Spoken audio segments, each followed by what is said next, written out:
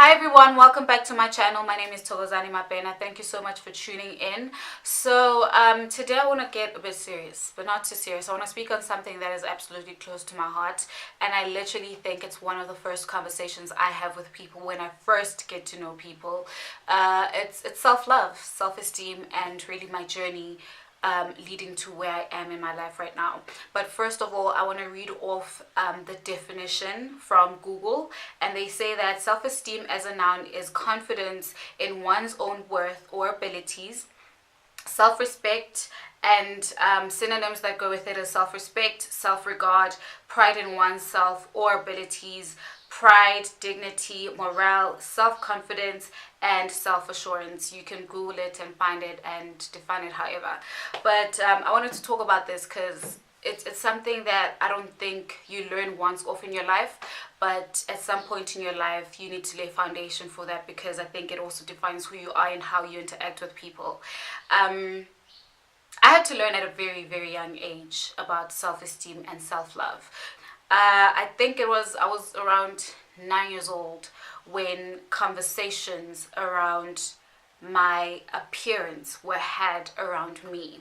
So I would be surrounded by people that always, like, you see, colorism has always been something that was discussed within the black community. The lighter shade, there's always been this distinction between light and dark, and who is beautiful and who's not. And a lot of people will resonate with me when I say the darker you were, sometimes that's where you were seen as the least prettiest. But with me, it was almost like the opposite. I was told that I wasn't beautiful enough because I was told that I wasn't beautiful. It was just my shade that was making me attractive.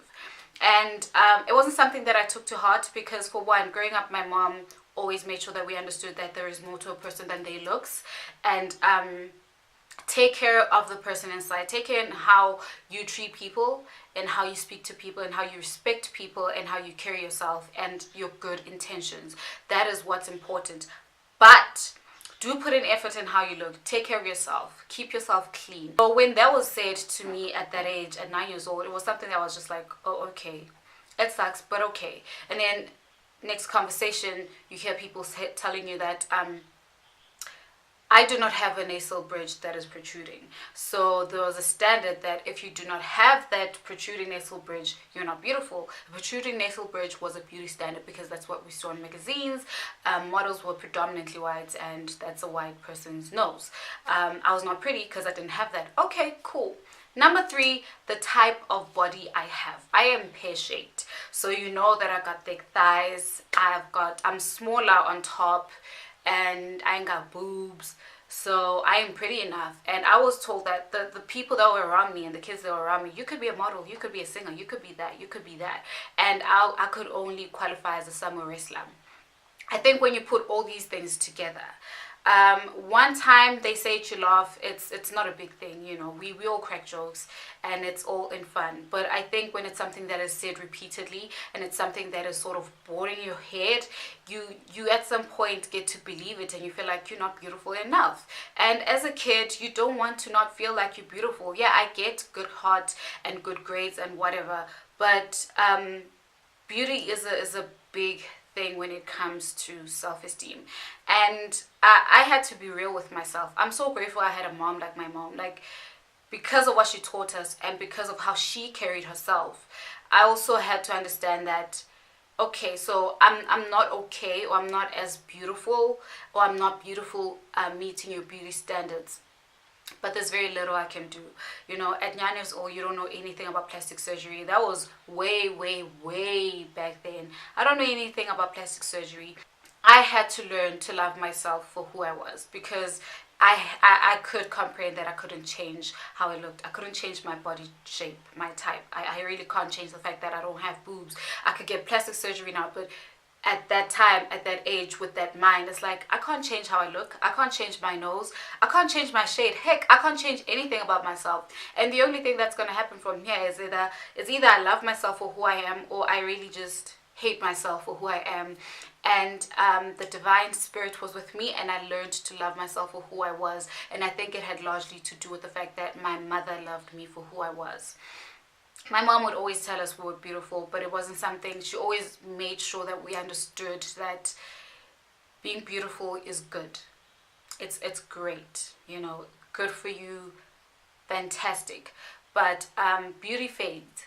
And with time, honestly, if you're beautiful, you attract me to come speak to you. And when I speak to you and I get some vibes, then it's like, I don't want to be around you. Like, you ain't even that pretty anymore. So it wasn't something that I focused on, but I had to learn at that age that I wasn't meeting beauty standards that were set for me and what I saw around me. I had to love myself for who I was, and that really helped me a lot, because I think from that point on, I never ever ever had problems with self-esteem when it came to my physical appearance.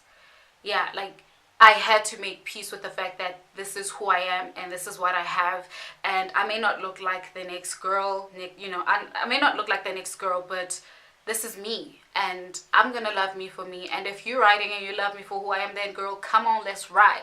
You know what I'm saying?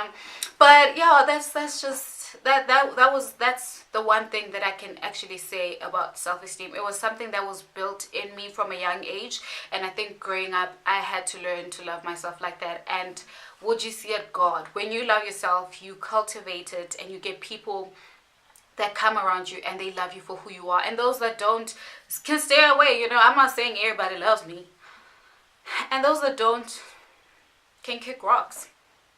I'm kidding. No, but they can kick rocks. It's okay. What I'm trying to say is I'm at peace, and I'm okay with the fact that I know that there are people that really do like me, that do love me, that do appreciate me, and there are those that don't. And those that don't, it's okay. You're entitled to your opinion. Just keep it far away from me. But I think if I'm going to speak on insecurities, I'm also not a very, very insecure person. Like, my insecurities, I think they hit at the top.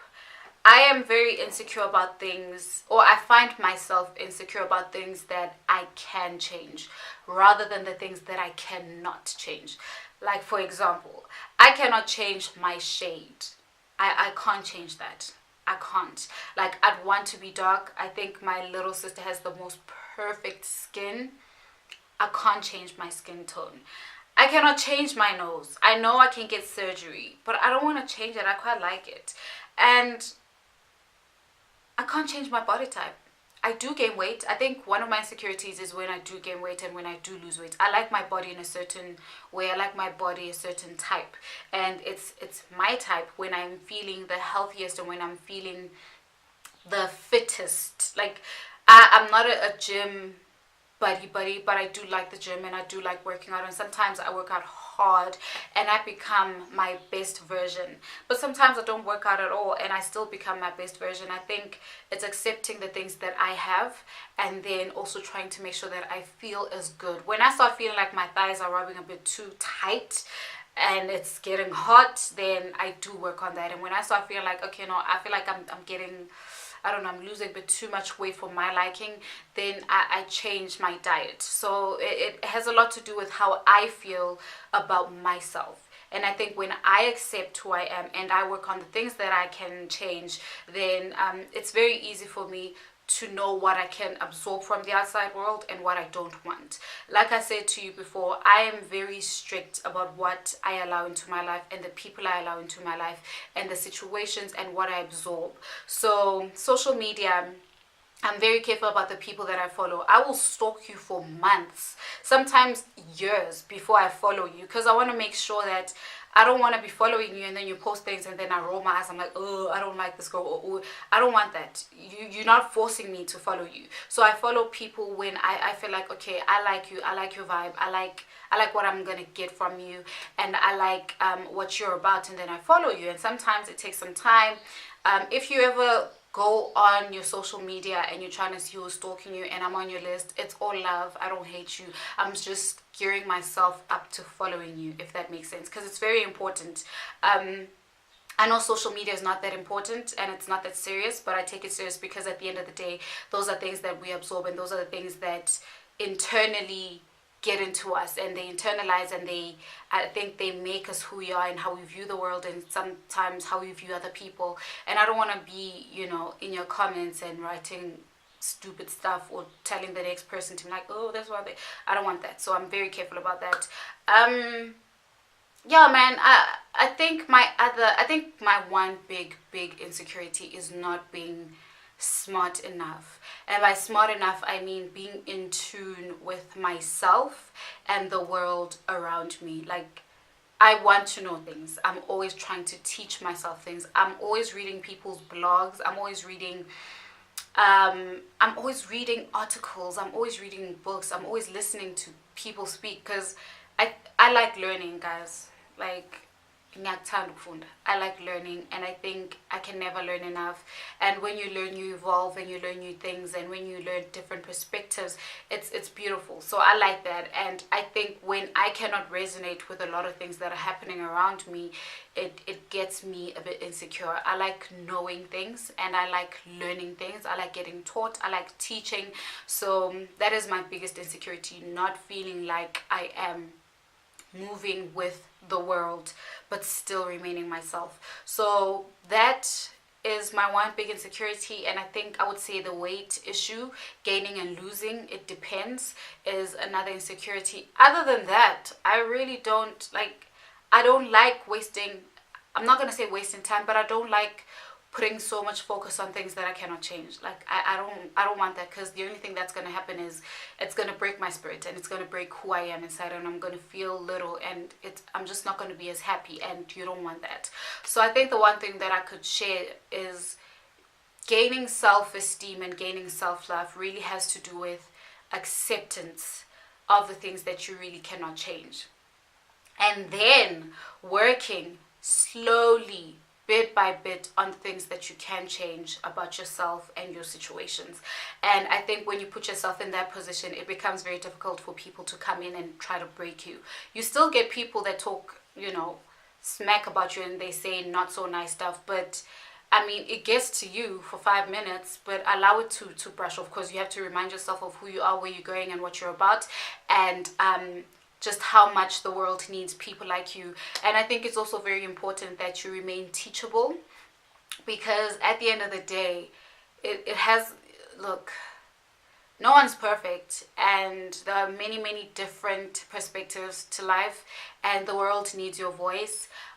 But nothing like a person that is not teachable, because you really just remain in confinement. You want to be able to share your perspective and to grow your perspective and to allow people to help you. And I think those are one of the things. I think the physical things that I could say that may have put insecurity on me could have been what people put on me.